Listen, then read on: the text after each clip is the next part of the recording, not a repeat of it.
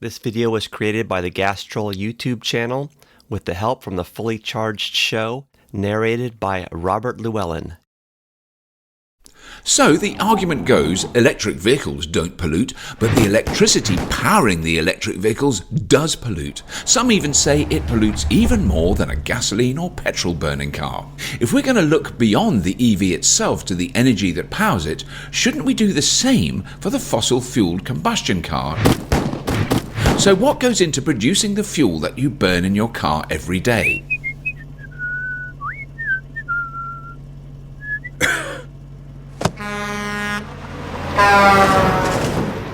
Gasoline or petrol starts as oil, on average 5,900 feet below the surface of the earth.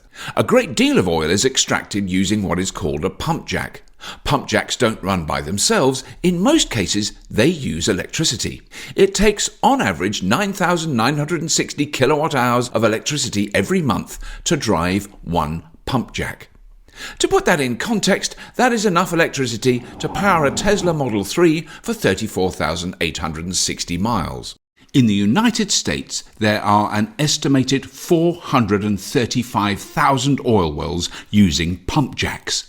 Estimated electricity use for these wells is over 4,300 gigawatt hours a month. That is a lot of electricity, and that is just to get the oil out of the ground. If we used that electricity to power electric vehicles directly, it would be enough to power over 15 million electric vehicles for a month. That's just US oil wells on land. What about deep sea drilling? The most common way of powering an offshore oil rig is with a diesel generator. An average oil rig generator uses 20 to 30 metric tons of diesel per day. The electrical equivalent to this is 300,000 kilowatt hours. There are an estimated 1,470 offshore oil rigs in the world using over 1.3 billion kilowatt hours of energy a month. All this oil pumping combined would be enough to power 19.5 million electric vehicles per month. This is just from the energy used to pump the oil out of the ground in the US and offshore. So not only does the fuel pollute when we burn it in our cars, we are also using a huge amount of electricity just to pump the oil that makes the fuel. Combining the pollution from the tailpipe emissions with the emissions generated to pump the oil out of the ground is not a pretty picture. And pumping oil is not clean. Millions of gallons are spilled into the ocean every year, causing havoc for fish and other wildlife. Then that oil needs to be transported. Most of the oil is pumped through pipelines. There are over 337,000 miles of pipeline in the world, carrying most of the 100 million barrels a day we consume. These pipelines use pump stations that use even more energy. Oil is also shipped. The oceans are unregulated as regards emissions, so ships use the cheapest, dirtiest fuel possible to keep costs down, making them one of the largest pollution sources on the planet. Shipping is responsible for an estimated 1 billion tons of CO2 per year, and 10% of that is shipping oil. Because these tanker ships pollute so much, many countries do not allow them to operate near their coastline, so they have to be towed into port where the oil is transferred to a refinery. Refining oil takes a huge amount of energy and generates even more pollution. Refining is done by heating oil up to 800 degrees Fahrenheit or 420 degrees centigrade. Heating 100 million barrels of oil a day to these temperatures requires an enormous amount of energy. Heating this oil generates so much pollution, refineries create a serious health hazard anywhere they operate. Refineries are the #1 pollution source in many major cities around the world. It is so bad that people living near these refineries have a marked increase of lung disease.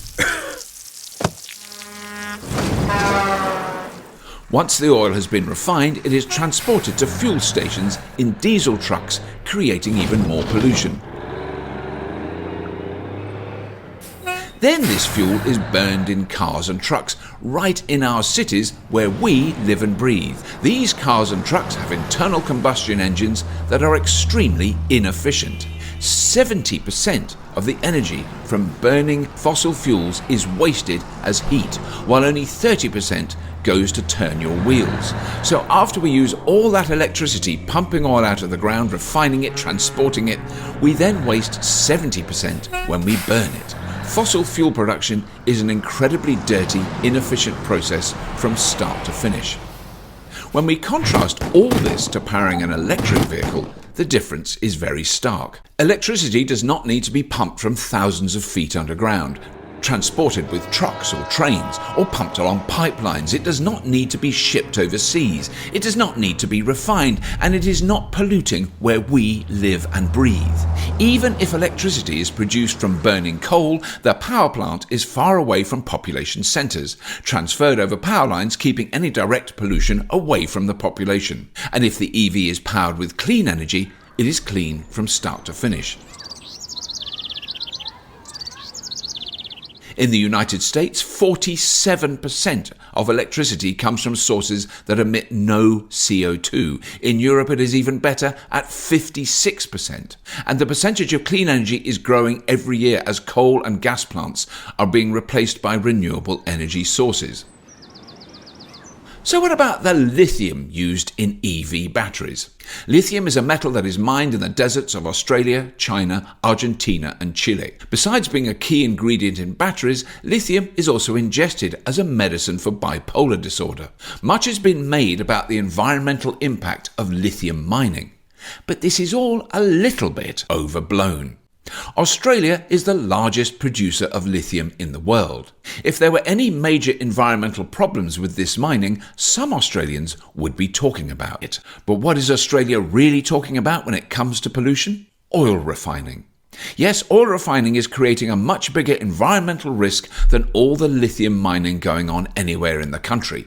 Australia is not a very densely populated country. They consume 1% of the world's oil supply and only refine 1/4 of the oil they consume. But they mine 50% of the world's lithium. So a country that only refines 1/4 of 1% of the world's oil and mines 50% of the world's lithium, the biggest contributor to pollution and risk to human health in Australia is oil refineries. That does not even take into consideration the drilling, pumping, transporting and burning of this oil. This is just refining it. The more you look into it, the argument that battery production is somehow as bad as the cycle of fossil fuels is ridiculous. All the lithium mining in the world to date has not done anything like as much damage to the environment as just one major oil spill.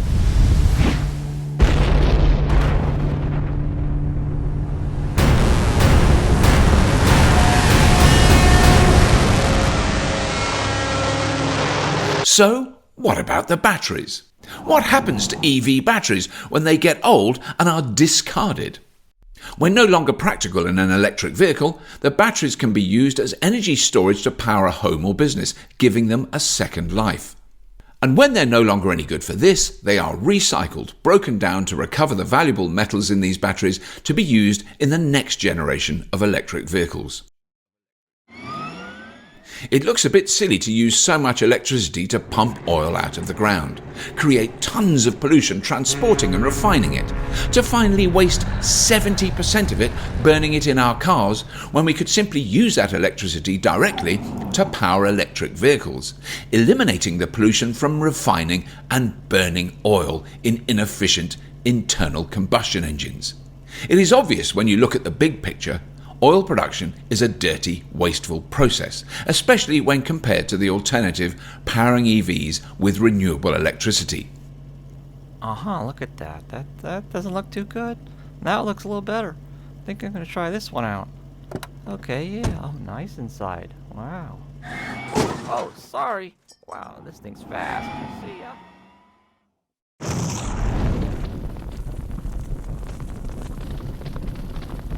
What can you do?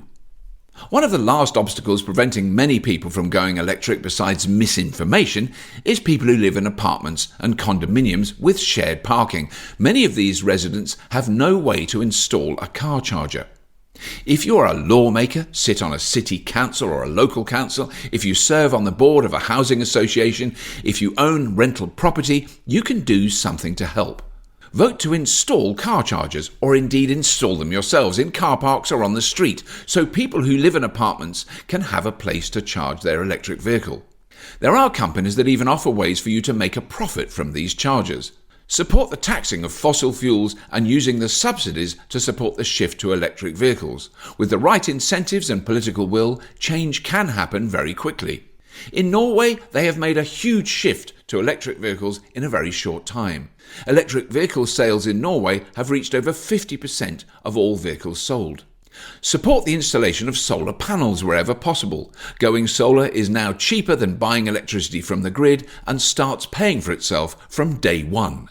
And if you are fortunate enough to own your own home, get an EV and install solar panels. You will save thousands on fuel and electricity and have the peace of mind knowing that you are not contributing to the horribly dirty oil and gas industry.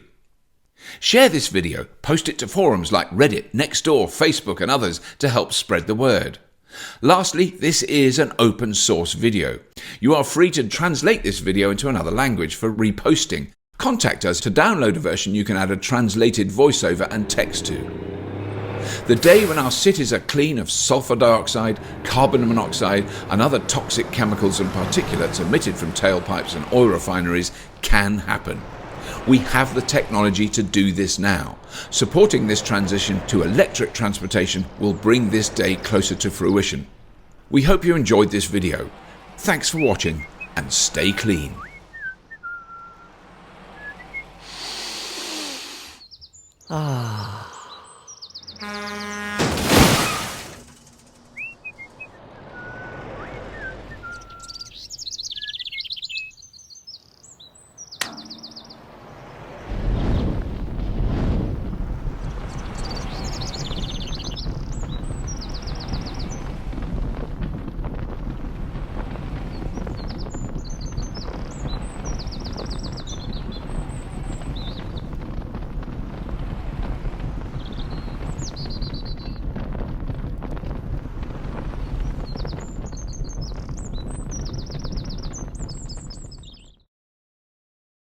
You can help support the creator of this video by checking out Best Clock Radio, a streaming radio and podcast player with 5 alarms made for the iPhone and iPad.